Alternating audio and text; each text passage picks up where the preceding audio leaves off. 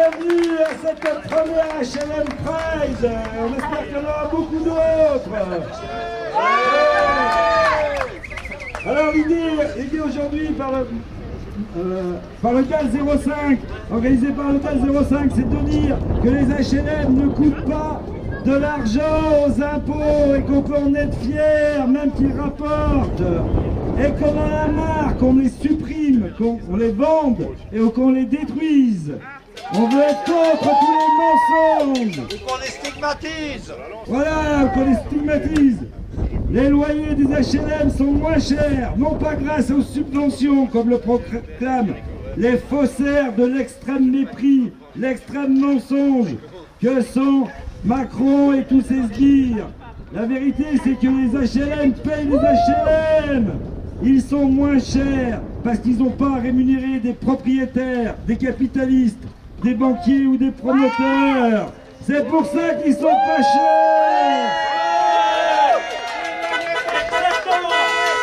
C'est pour ça, c'est ça qu'on nous reproche la droite et l'extrême droite.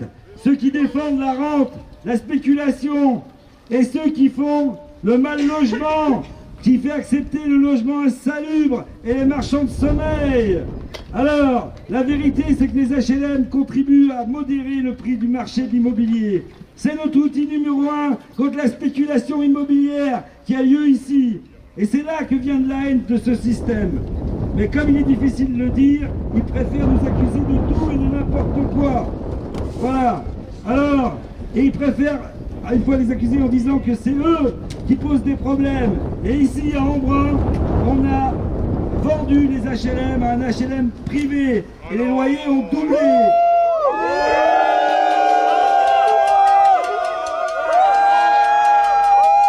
Il y avait 300 logements qui appartenaient à la mairie, qui permettent de loger les Embrunais qui étaient dans la précarité. Ils ont été vendus pour une bouchée de pain, entre 20 000 et 30 000 euros chacun l'appartement. Et maintenant, ils sont en train d'être vendus là-haut à 170 000. Voilà. La honte à la mairie. La honte à la mairie. La honte à la mairie. Alors on va les remettre, là on va faire une petite marche mortuaire et on va les remettre une gerbe de fleurs. Elle est juste à côté, hein, l'office HLM qui s'appelle les 3F maintenant, qui s'appelait la Cécile F, qui avait été fondée il y a 70 ans. Voilà. Allez, petite marche mortuaire.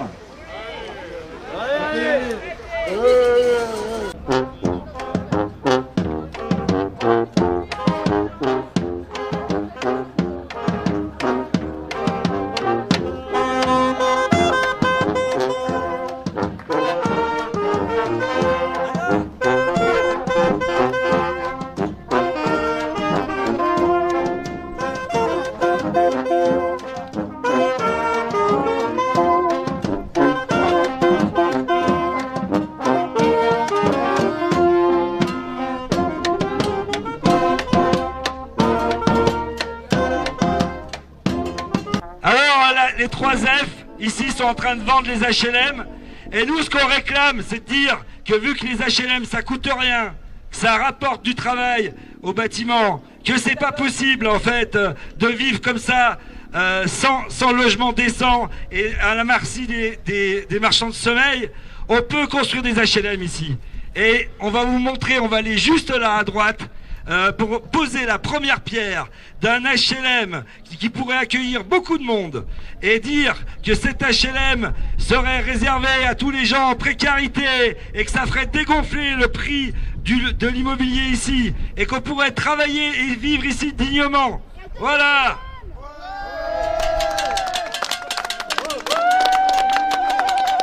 Et en plus, ici, un HLM, on va répéter une chose importante, on va le répéter, les HLM, ça prend moins de matériaux, ça prend moins d'espace, ça coûte moins cher à la collectivité, il n'y a pas besoin de construire des routes, il n'y a pas besoin de construire des réseaux et des égouts énormes.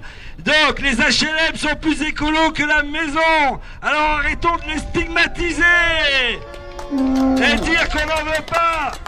Ceux qui disent qu'ils veulent pas des HLM parce que c'est pas écolo, c'est juste qu'ils veulent pas des pauvres. Alors qu'ils arrêtent de dire ça. Et là, nous, on veut un HLM de 4 étages avec des petits balcons et tout ce qu'il faut. On sait les construire. On sait construire des HLM insonorisés. On sait faire autre chose que des cages à lapins. Maintenant, en 2025. Et on veut que les 3F, qui, au lieu de vendre des HLM, de les détruire, ils en construisent. Et que le PH, on en construit ici, au lieu de construire des maisons secondaires. On s'économise un petit peu de déambulation parce qu'on en a encore à faire et on ne veut pas vous épuiser.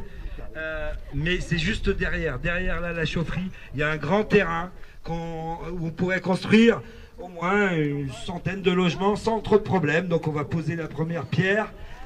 On pourrait l'appeler mon beau HLM écolo ou je sais pas, merde à Manu. Enfin, il faudrait trouver un nom. Pour l'instant, il ne nous vient pas. Mais un nom pour dire, voilà, on pose ici, si on veut, il y a de l'argent, il y a des terrains, il manque juste la volonté politique, on sait construire des HLM sympas, écolos, etc. Donc on peut faire ça dans 2 ans, il y a des loyers à 300 € dans des appartements isolés, voilà, grâce à vous. Il suffit qu'on commence. Alors ce sera peut-être pas du parpaing, mais on n'avait qu'un parpaing. Mais voilà. D'accord. Hein? Ouais, bois terre paille, bien sûr. Mais on sait faire.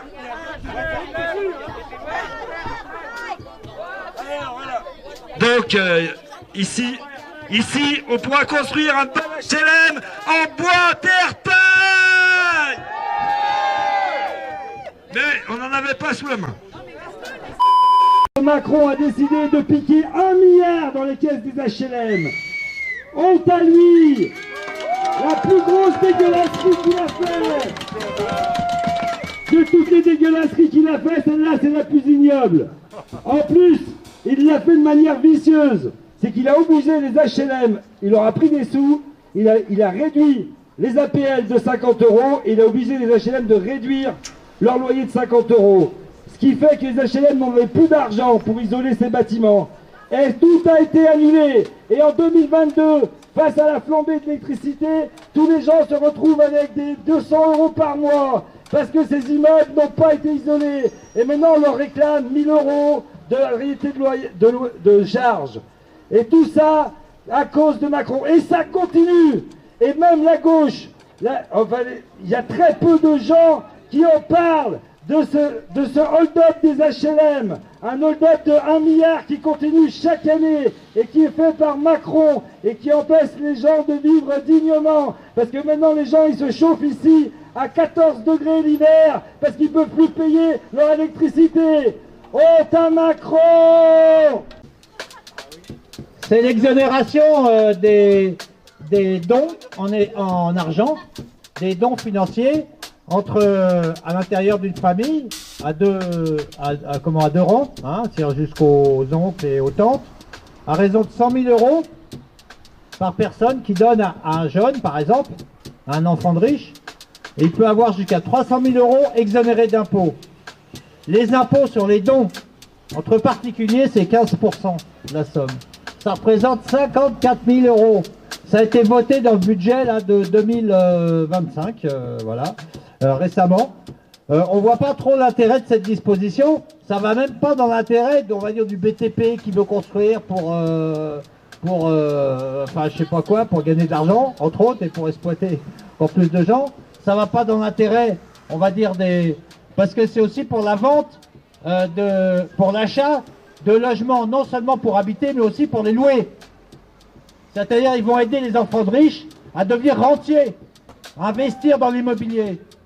Et ce qu'il prévoit aussi, c'est pour acheter des logements anciens, c'est déjà construit, pas que pour construire du neuf. Donc on est, voyez, dans cette logique-là, où le système capitaliste va aider les rentiers à devenir de plus en plus nombreux, à sortir les dents pour se débarrasser, pour exiger des loyers de plus en plus chers auprès de leurs locataires, et pour exploiter au maximum ce besoin essentiel qui est celui de se loger.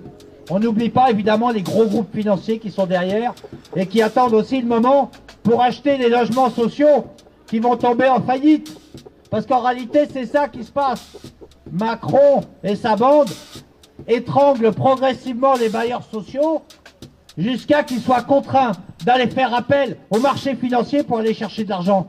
À ce moment-là, ça va tomber, c'est là que ça va tomber et que ça va être progressivement privatisé. Ce processus-là, on le connaît dans de nombreux pays du monde. Toute l'Europe de l'Est a connu ça.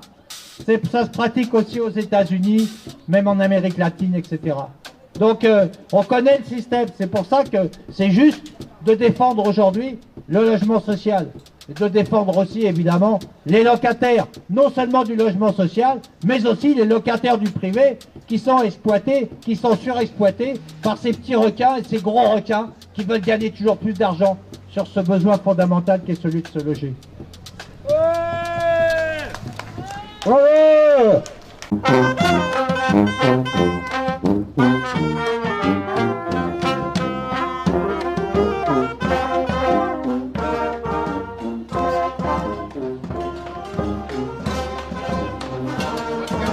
N'oubliez pas, c'est que le début. C'est que le début d'une lutte qui va aller jusqu'au municipal et encore bien plus loin pour qu'on nous construise des HLM. Voilà. Et pour baisser les loyers, et pour arrêter les expulsions, et pour que les droits des locataires aussi soient respectés. Parce que les bailleurs, ils font ce qu'ils veulent. En ce moment, ils louent leurs trucs, ils virent les locataires, des congés ventes frauduleux, des congés reprises de je sais pas quoi, ils augmentent les loyers, etc. Au changement de locataire, alors qu'ils n'ont pas forcément le droit. Ils te louent des logements non décents, indécents, etc. Donc aujourd'hui, il y a une fraude au rapport locatif massive aussi sur la question des locations Airbnb, tout ça. Donc c'est vrai que la mairie d'Embrun, elle devrait prendre l'initiative pour contrôler, encadrer et limiter le nombre de locations touristiques. Il y a une loi aujourd'hui qui a été votée qui permet ça et qui permet aussi à la commune de limiter l'essor des résidences secondaires. On interdit de vendre à des personnes qui en font pas leur résidence principale. Parce que le vrai problème aujourd'hui, c'est pour se loger. Et les locataires, ceux qui travaillent, ceux qui font tourner l'économie du pays, ils n'arrivent pas à se loger. Et c'est ça, au fond, le vrai problème. Donc, on va rappeler à la mairie d'Embrun, ce qu'elle sait très bien, c'est qu'il n'y a que 17,5% de logements sociaux à Embrun. Or, la loi, elle prévoit pour toutes les communes de plus de 3500 habitants, elle prévoit une obligation. En 2025, on est en 2025, d'avoir 25% de logements sociaux. Que fait le préfet? Que fait le préfet? Que fait le maire? Que fait le préfet? Pourquoi est-ce qu'il sanctionne la mairie? Voilà, il peut se substituer à la mairie pour octroyer les permis de construire. L'État a le droit de faire ça depuis la loi de 2020, la loi SRU. Voilà. Bon, je m'arrête là. En tout cas, c'est sûr qu'il y a un combat à mener avec tous ceux aujourd'hui qui galèrent au niveau du logement dans le département, dans les Hautes-Alpes. Et bravo à cette initiative aujourd'hui, cette petite déambulation musicale et festive, ça fait plaisir.